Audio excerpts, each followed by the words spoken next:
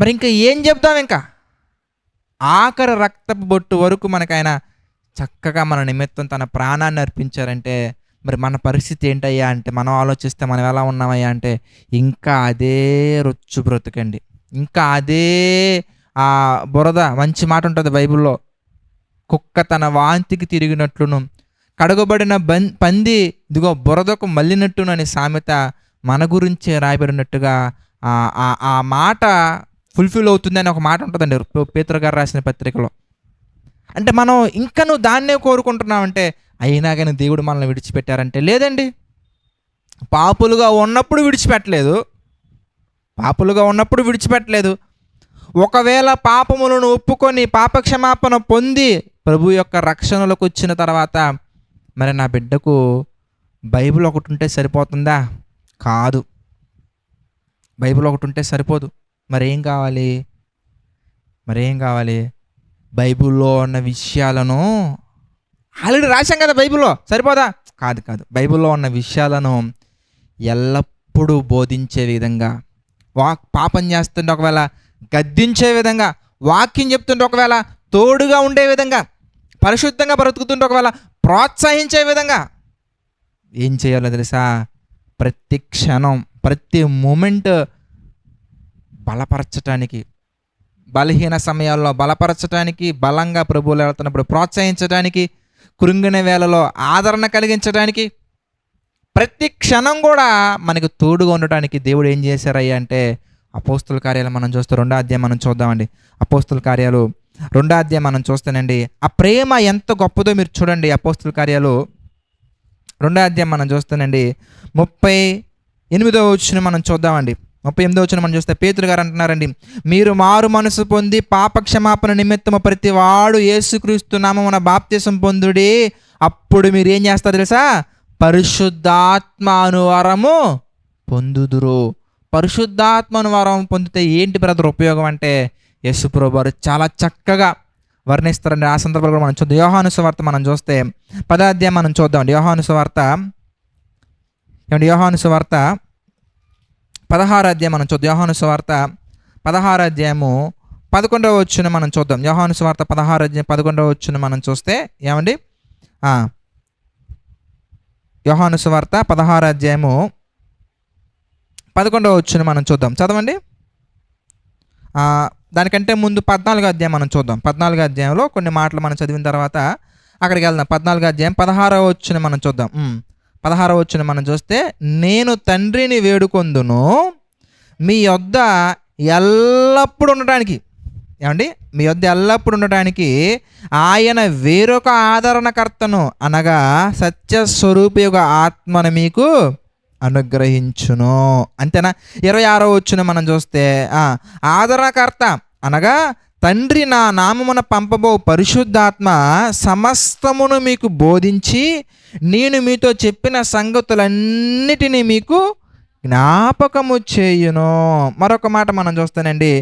7వ వచనం 16వ అధ్యాయము 7వ వచనం కూడా మనం చూస్తే, అయితే నేను మీతో సత్యము చెప్పుచున్నాను, నేను వెళ్ళిపోవటం మీకు ప్రయోజనకరము, నేను వెళ్ళని ఎడల ఆదరణకర్త మీ యొద్దకు రాడు, నేను వెళ్ళిన ఎడల ఆయనను మీ యొద్దకు పంపుదును. ఆయన వచ్చి పాపమును గూర్చి నీతిని గూర్చి తీర్పును గూర్చి లోకమును ఒప్పుకొని చెయ్యను. చూసారా చక్కగా ఉందో? అంటే ఈ వచనాలన్నీ మనం చూస్తే, మరి ముఖ్యంగా 14వ అధ్యాయము 26వ వచనం మనం చూస్తానండి.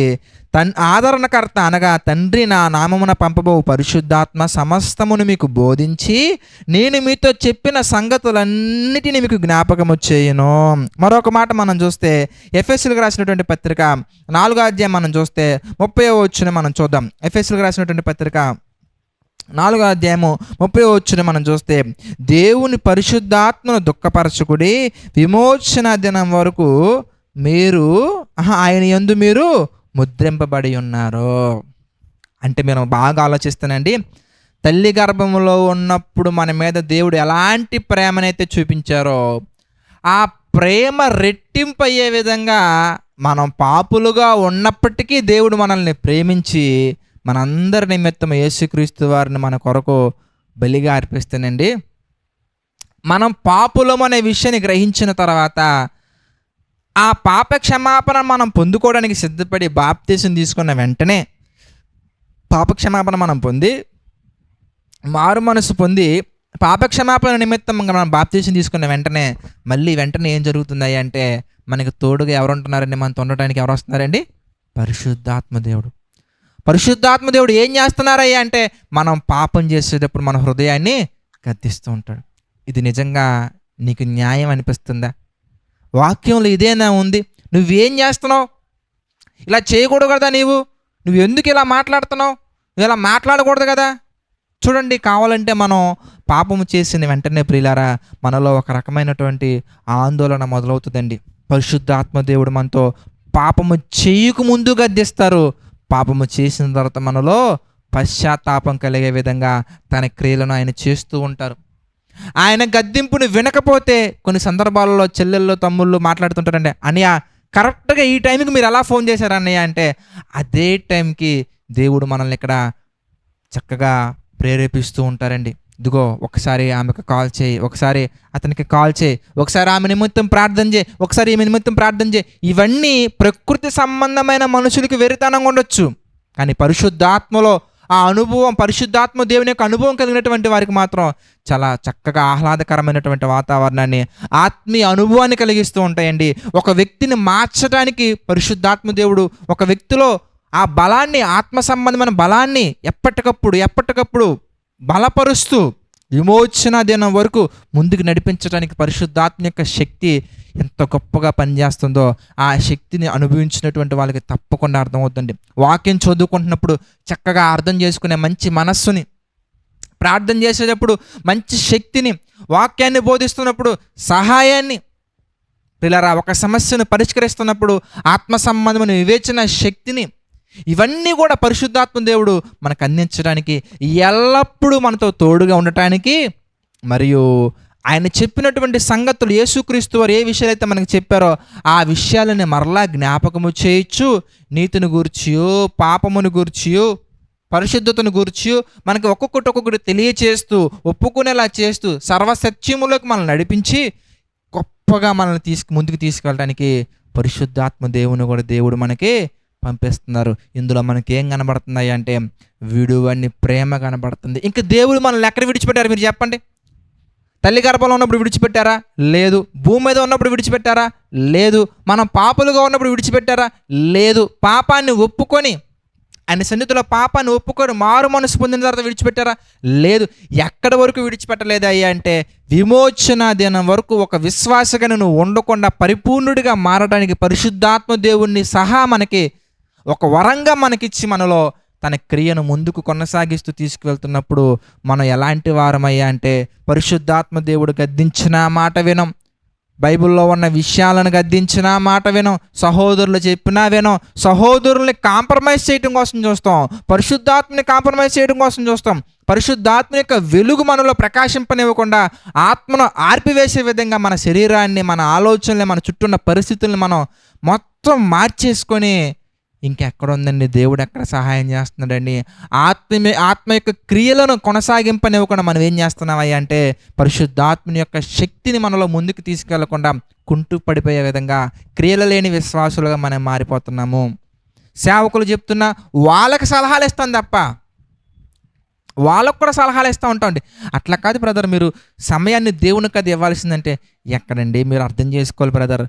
వాళ్ళని సర్ది చెప్పడం కోసం చూస్తాను తప్ప నీ మనస్సును సర్ది చెప్పుకొని ప్రాణంతో నువ్వు మాట్లాడుకోవాలి. ప్రాణమా, దేవుణ్ణి సన్నుతించుము.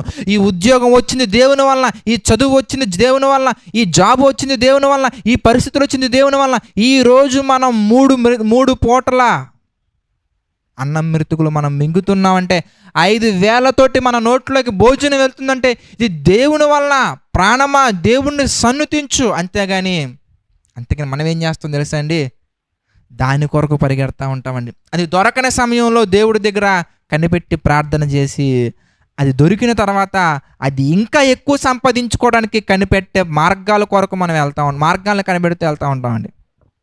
భోజనం తినడానికి కూడా లేనప్పుడు ఆయన సన్నిధిలో ప్రభువా ఏంటయ్యా నా పరిస్థితి ఎలా ఉంది, నన్ను కరుణించయ్యా, నన్ను దీవించయ్యా, నన్ను ఆశీర్వదించయ్యా, నన్ను బలపరిచయ్యా మనం ప్రార్థన చేసి అది వచ్చిన తర్వాత మరి బ్రతకటానికి బ్రతుకు తెరువు లేనప్పుడు ప్రభు సన్నిధిలో కనిపెట్టి ప్రార్థన చేసి దేవుడు ఒక మంచి ఉద్యోగాన్ని, మంచి బ్రతుకుని, మంచి లైఫ్ని ఇచ్చిన తర్వాత ఆ లైఫ్ని ఇంకా ఇంకా ఇంకా ఇంకా ఇంకా గొప్పవేవో పోగేసుకోవడానికి ఆ కాలంలో ఇశ్రాయేలీయులు ఏ విధంగా అయితే మన్నాని బ్యాగ్స్లో ఎక్కువ సర్దుకొని లోపల పెట్టుకున్నట్టుగా ఈరోజు మనం కూడా దేవుడిచ్చినటువంటి ఆపర్చునిటీస్ని సరిపోవన్నట్టుగా కొత్త ఆపర్చునిటీస్ కోసం కనిపెట్టే మార్గాల్లోకి మనం వెళ్ళి, మార్గాల్ని కనిపెట్టుకుంటూ వెళ్ళి ప్రభు సన్నిధిలో కనిపెట్టు ప్రార్థనను మనం కోల్పోతున్నాం.